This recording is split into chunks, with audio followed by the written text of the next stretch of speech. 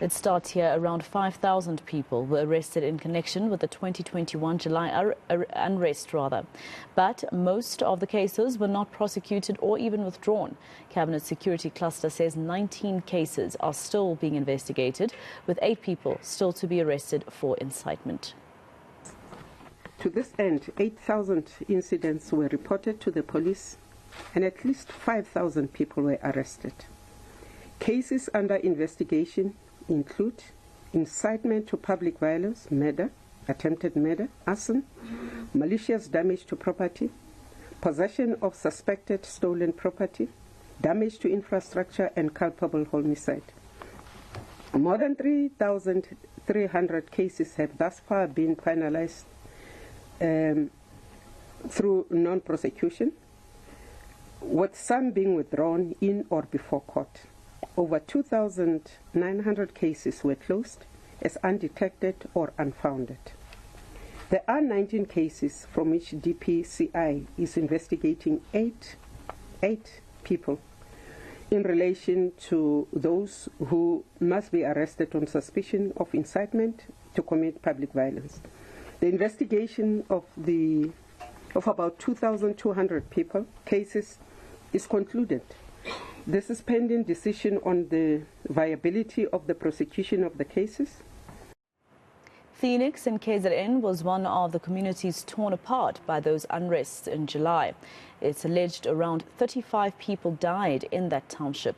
Cabinet's security cluster says 31 people have been arrested for attempted murder. Law enforcement agencies are still investigating about 120 cases.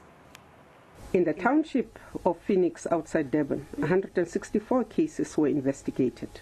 120 cases are still under investigation, with a total of 69 suspects who were arrested for various crimes. 36 of these suspects were arrested for their alleged respective roles in the murder of 35 people, while 31 people have been arrested for attempted murder. Visible policing is actively monitoring the revitalization of community policing forum to empower and maintain functional CPF structures at local policing precinct level. Staying with that story, Police Minister Bheki Cele says they've increased public order policing capacity since last year's violent unrest in July. He says this has helped police squash similar acts of violence.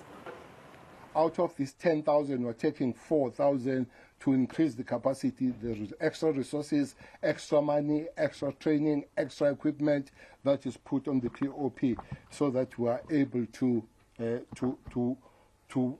better respond, including the training at the station level and the refresher courses with the POP. Have there been things that have threatened since July? Yes. You remember that after that July, there was a call of a shutdown on August, where the police responded, and that did not happen. There have been quite several of shutdowns that have been called. There's other one, I think, last month that they will be shut down, never materialized. There have been another shutdown that has been called.